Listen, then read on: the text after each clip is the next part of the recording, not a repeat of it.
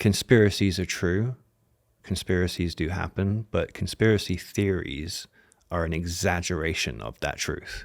All this time I thought leaders were selected, not elected. Democracy was a joke, but through 2015, 2018, completely saw the exact opposite of that. And nothing ever played out the way that I had lined it up.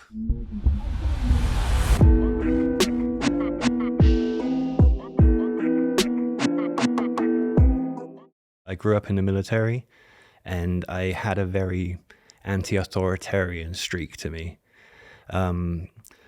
Very anti-war, basically. I didn't like thinking that my friends' fathers or my own father would go to war, basically, and either come back scarred or the worst, die. My first stepfather, he went to Vietnam. He was a Marine, and he came back very much scarred with PTSD, a drinker. And I didn't really understand that because, like, obviously the Vietnam War happened before I was born. But growing up with him, like, I noticed there was a lot of terror in him. And by the time I was a teenager, like, my mum would tell me, like, what had happened to him. And I just thought that was an injustice, basically.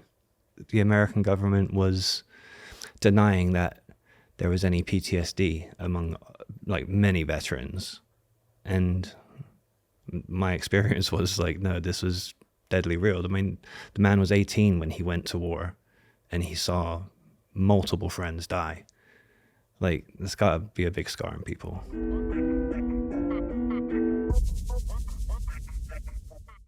Well, I was always quite interested in, like, fringe topics growing up. Being, like, an alternative kid, I kind of liked the JFK stuff, Bigfoot or UFOs, all that kind of thing. But it wasn't anything that I necessarily believed properly. I was just entertained by them. But for me, it was 2003, and I came across 9/11 conspiracy theory documentaries, and that was the conspiracy theory that really sucked me into the rabbit hole. We've got to put context for what was happening in 2003, and that was we were on the cusp of war with Iraq. The government was talking about weapons of mass destructions, and a lot of, like, the media was kind of saying that this might not be true, and the UN itself was also saying this was not true. The weapons of mass destruction in Iraq just weren't present. There's a thing with 9/11, right, called the Project for a New American Century, which was written by the neoconservatives, which was the Bush administration. And this was written like the year before 9/11 happened. And in that book, it said that there was supposed to be, they would like to take more control of resources in the Middle East, essentially, but they wouldn't be able to convince the American public to do this unless there was some Pearl Harbor of our age. And that was something that would be talked about a lot in the conspiracy world. And with this whole narrative, the idea that, well, they did set this up, their very own Pearl Harbor, to go to war in Iraq, and then they pretended that they were going to find weapons of mass destruction, but no one had these weapons of mass destruction. So it really didn't add up what the mainstream narrative was trying to say. But this alternative narrative, that made a lot more sense. It definitely started going into, okay, these people are all lying to us. The Tony Blair party was obviously from the left. George Bush party was from the right. And it felt like they were all working together. So it definitely started feeding into this. These governments were working together, even though they're supposed to be on opposite sides. And I did just start going very quickly into that rabbit hole. The next point was I was trying to find out who were these people then, because I started coming across more information about George Bush at the time and his political rival, John Kerry. They were both in a secret society called Skull and Bones at Yale University. And so that sounds a bit strange, really. Like, I was very confused by it, but I started to look more and more into secret societies and seeing how many elite politicians kind of grew up or went into the secret society network of like Freemasons and things like this. So that's kind of where the paranoia really starts coming in. Like, okay, hold on, all of these people are connected, not just the politicians, but the people in the entertainment industry, in the banking industry, just everywhere. It seemed like there was somebody involved. If they were at the upper echelon of society, they were somehow connected to a secret society. I thought their goal was a new world order, a one world government. The reason why, though, I thought that is because of the stuff that I was watching. That's the narrative that they were spinning. There's a place in California called Bohemian Grove, and there's a very popular conspiracy theorist who almost everybody knows called Alex Jones, and he snuck into there and he filmed an alleged ritual and showed that all these politicians actually went to this thing, this ceremony. I think I just started to buy into exactly what it was they were telling me, because it looked freaky, man. It looked so scary. It just did. And it made that video made me think, okay, I think these people might actually be evil. This might be just a little bit more than the government want to go and get resources or take over another country or whatever. Like, it was definitely the moment where I thought, there's something else going on here. The thing is with these conspiracy theories, like, conspiracies are true. Conspiracies do happen, but conspiracy theories are an exaggeration of that truth, a very big exaggeration of that truth. So specifically with Bohemian Grove, like, there's no real child sacrifices going on there. It's like it's an effigy.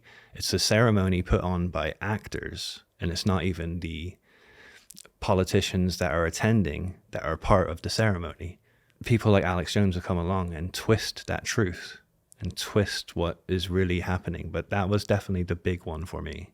He was a big player in the early 2000s plus of these conspiracy theories.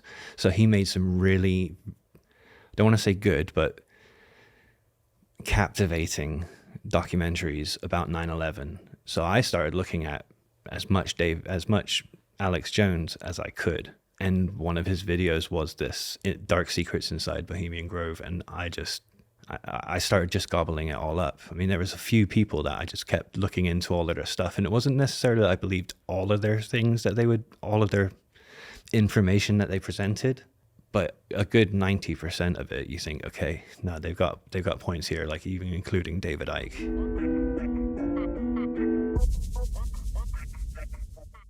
It did eventually affect my relationships with my friends. I got tired of trying to talk to them about it and them not taking any notice, really.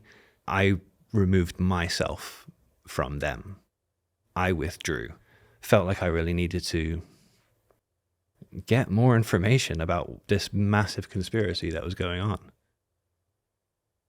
At that beginning stage, there was a lot to do about false flag terror, because we just walked into like the war on terror.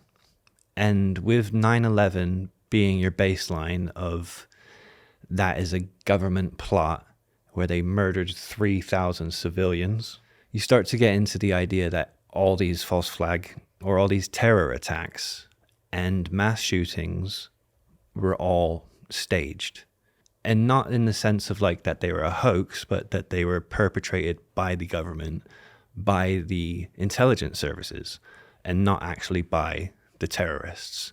So all of them that started happening after 9/11, that's kind of, I think, where the main focus became, specifically for me, and really specifically for me, 2005, the 7/7 London bombing. That became a real linchpin to my conspiracism. Obviously, I live in England. Like, I know I've got this accent, but I was born in England. All my family are English, so I have a real connection to England. It's similar to my connection to America, but this is my home. That was beyond the pale. I thought, okay, you guys did this in New York, but now you're attacking London. Now you're attacking people who I can call my brothers and sisters. And that, I think that's the point where I really start becoming like a truther or an activist in the conspiracy movement. All of these false flag terror attacks, that was where everything was leading up until 2012, when everything changed.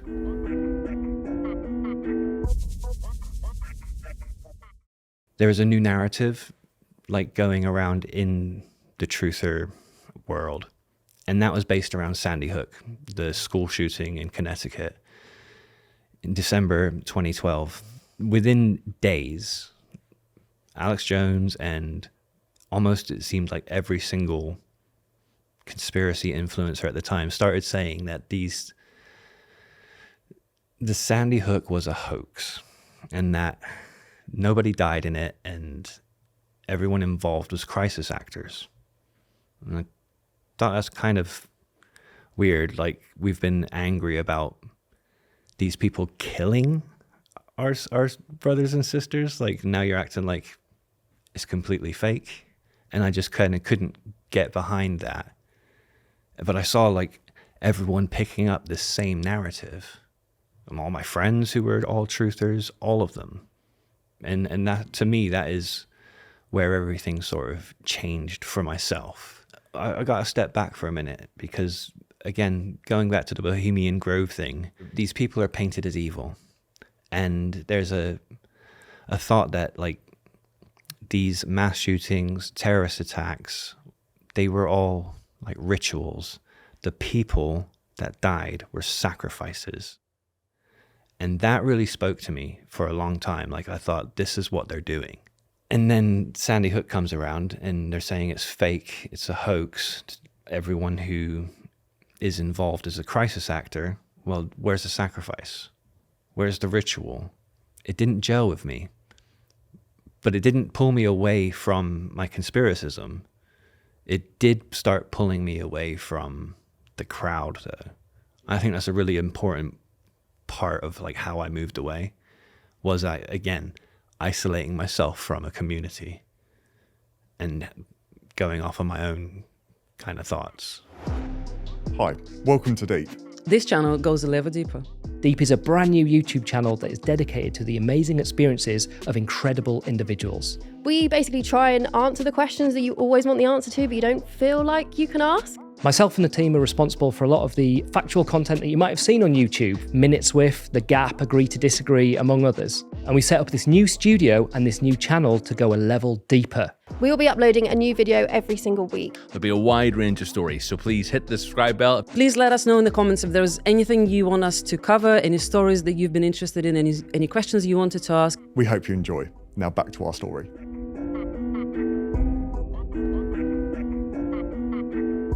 It was really actually politics. My beliefs were that, again, these secret societies and cults were running the world. And the way that they ran the world was that they rigged all the elections. It didn't matter what we did, what we voted for.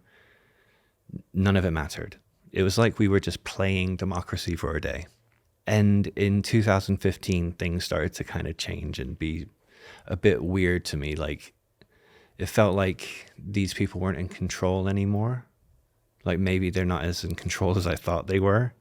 Brexit was the big one. The election of Donald Trump and Jeremy Corbyn taking over the Labour Party. The reason Brexit like really struck me was because the goal is a new world order, a one world government. And for the UK to come away from the European Union, that just kind of breaks up this idea of it being a new one world government. Like, the EU was supposed to be a stepping stone towards a new world order. And I thought, oh, that we'll never leave that. But for some reason, we did. And what I had saw, because of social media, I'd kind of seen democracy in action. I saw people like be swayed by political arguments and debates and discourse. And that played out in the real world, where I didn't think that this would happen ever. And again, that exact same thing happened with the election of Donald Trump. Now, he was up against Hillary Clinton, and for the previous decade, it has always been actually a thing in the community that Hillary Clinton's going to be the first female president. Like, she'll probably be up after Obama. That was like the common narrative, the thing that we all expected. And somehow this real estate guy actually won. But again, I saw this happening because of social media. I could see just normal people becoming swayed by, again, the discourse. And it played out. It was very shocking to me. It was very, very, it was a moment I was like, I just don't think that these people are as in control as I thought they were. And then finally, with Corbyn taking over the Labour Party, like, I always knew this guy as like an anti-war individual, kind of a bit of a hippie, a crusty kind of guy who was just, you know, on the backbenches essentially. And the Labour Party was part of the Illuminati. Even if they weren't in charge, that was Blair's party. You know, so that's the establishment. But this guy became leader. And again, it was because I saw it all play out on social media. I saw how all this happened, and I just thought, all this time I thought leaders were selected, not elected. Democracy was a joke, but through 2015, 2018, completely saw the exact opposite of that. And nothing ever played out the way that I had lined it up.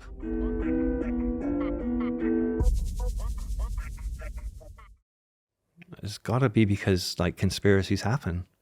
Real conspiracies actually happen. The world is corrupt.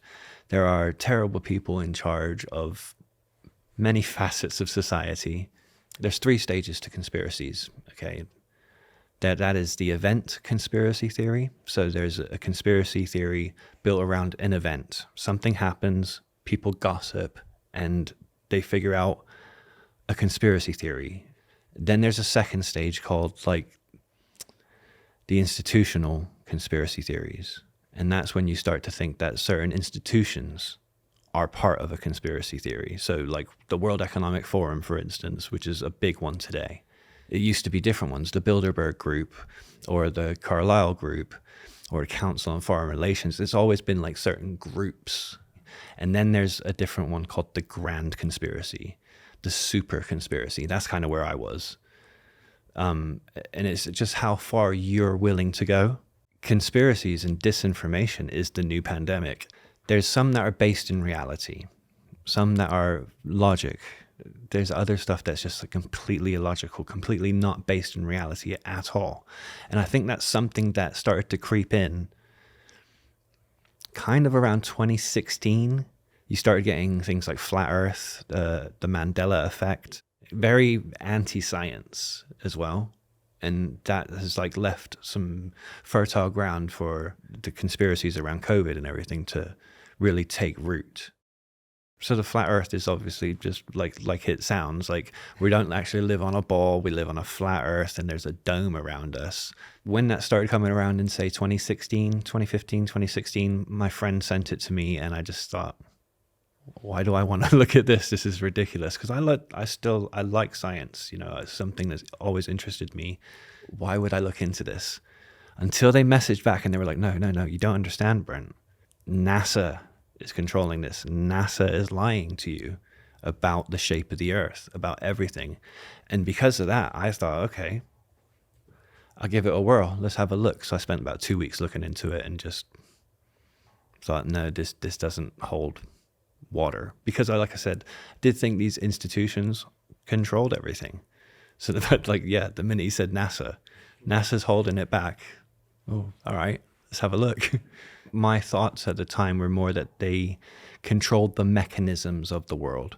They don't necessarily control everything yet, but that's the goal. That's what the New World Order is. The New World Order is the final end goal. And the only way we'll achieve that really is through depopulation, because they can't control the population that was growing, because we could rise up against them. That was the whole point of us even speaking out. We could take these people on if we gather and we join in numbers. And who are they? We're going to go into the weeds here, but it went back to the ancient gods of the world. In Judeo-Christianity, it's the fallen angels. There's a common thread, like this is in QAnon, it's in David Icke sort of stuff, and it's all about these ancient gods or the fallen angels came to the daughters of man and they bore children to them. So there's hybrids.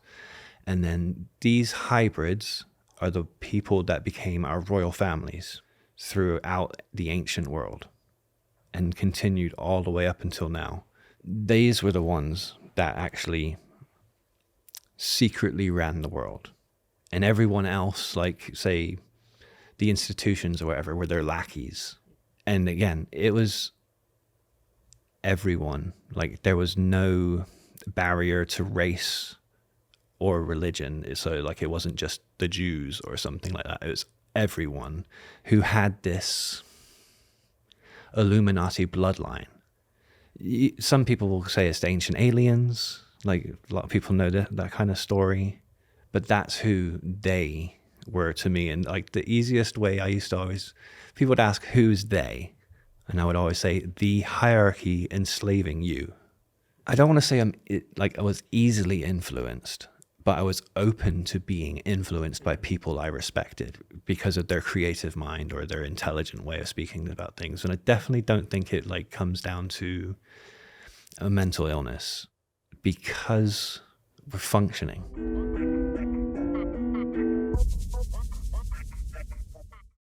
The early 2000s, like with the 9/11 thing, we were completely non-partisan. Blair and Bush are two wings of the same bird. The left and right politics thing doesn't matter. It wasn't the left wing are bad or the right wing are bad. It's just the politics were bad. So that attracted people from across the spectrum. And it was like that for many years. Although going back and looking at some of these people, like Alex Jones, like William Cooper, these people were dead up right-wingers, far right-wing. But they kind of hid that from everyone. Somewhere between 2013, 2015, looking back at it, I can actually see now that it was actually Gamergate that became the thing that started pushing the right-wing talking points and discourse and into the forefront. And I've started to see lots of people who identified as right-wing, like Nigel Farage, for instance, turning up on Alex Jones and talking about the New World Order. And I definitely didn't like that. The minute I saw it, I was like, why are all these people pushing our stuff, man? Like, how's he talking about the New World Order when he is the establishment? It became a political tool of the right wing at that point, and you could see it. Like that's where QAnon, all of this starts to come from. 2008, we had Occupy Wall Street. Like the world was going through recessions, and the world was a bit more messed up than it even was in 2001. And I think people saw an opportunity to start manipulating people through these conspiracy theories. I just saw people that were not conspiracists using like our talking points. And what I've come to realize is it's actually populism. Like this idea of there's an elite against the people, against the populist. And so the left and the right have a version of populism. Like even Jeremy Corbyn, like he is a left-wing populist. And I found that actually quite attractive. I'm progressive. I've always been a progressive, always been, without knowing it, on the left. I didn't understand politics as much as I do now. I didn't understand the political spectrum. I was completely naive to that. I just thought left meant Tony Blair, right meant Bush, and that was it. Getting people riled up over these conspiracy theories actually works. I mean, even our conservative government at the last conference, they were spreading conspiracy theories there. They were talking about the 15-minute cities and the trans agenda and all these other different conspiracy theories, and it's like it's become attractive to normal people. And I think it's because it's been mainstreamed. These ideas have become mainstream. And obviously with the pandemic, now the pandemic is a completely different thing in a way, as people were scared. People were terrified. Like there's a novel virus. It's causing like pneumonia, people to die very quickly. This is in the very first stages. And I think people had to make a decision like, well, is this real or is this not real? And sometimes it's more comforting to just believe viruses don't exist. They're just lying to us then, you know, rather than thinking, well, I could catch a virus going down to do my shopping and pass it on to my grandma and she could die. Like, that's quite a terrifying idea.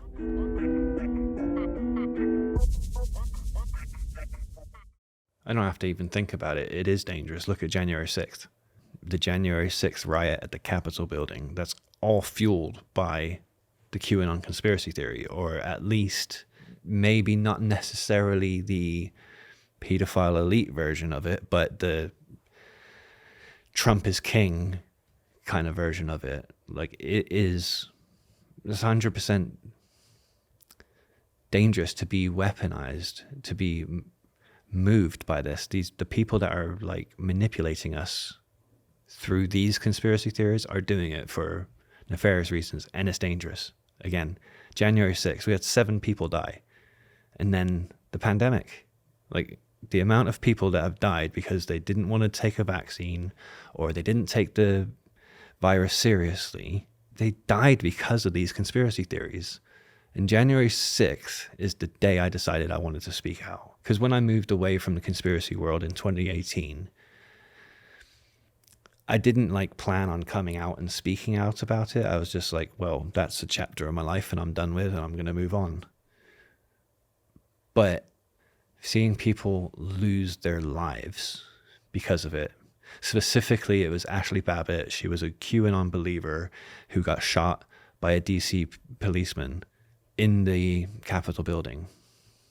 When it came out the next day that she like believed in a satanic, evil, pedophilic cabal, I just thought to myself, God, that literally could have been us, me and my partner. Like, looked at my partner and thought, that could have been you. If we were Americans and we believed the Donald Trump stuff, we would have been there, because that's the other stuff we believed. We believed that satanic elite pedophiles were running everything. That's who this massive network of people were. And it just hit me, and I thought, if I can just tell these people, like, hey, I believed this, I was so wrong about it, here's why it's wrong, maybe I can stop the next Ashley Babbitt from dying. It's good to have healthy skepticism. It's good to have a healthy distrust. And I didn't have a healthy distrust back then. I was completely all in. I just didn't trust anybody. But now I'm in a bit of a privileged position, because I'm actually getting like a little bit of an insight into behind the scenes. I didn't understand how the media world worked. I thought it was all about controlling the narrative, making it up or whatever. And now, because I've done these interviews, I've been in the newspapers, I've actually met journalists, I've seen behind the scenes, I've seen so many different things going on. Like I'm not as naive as I used to be. I have a healthy distrust of what's going on, but I also have a better understanding of what's actually happening here.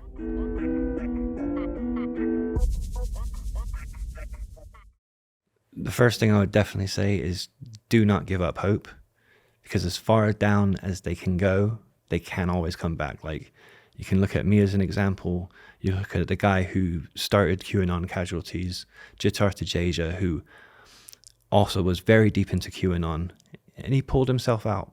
The thing is with many of us is that we didn't have a helping hand to come out. However, I think that there are certain things that you can do to help or make that journey easier. First things first is that you definitely do not want to argue with them. Don't isolate them. Always try and keep in touch. If you actually want to try and pull someone out of this rabbit hole, then you're going to have to learn how to engage with them by learning about what it is that they're talking about. You need to have counter arguments to what they're saying. And the only way to really do that is to look into it. You know them. You know how far you can push them without them getting angry. You know how far you can do that before you start pulling them back, because you know them, you love them, you respect them. And what you should also tell them is this: we don't need to argue about this. We might disagree on something, but remember, we love each other. We respect each other. You want to know why these things are believable to them.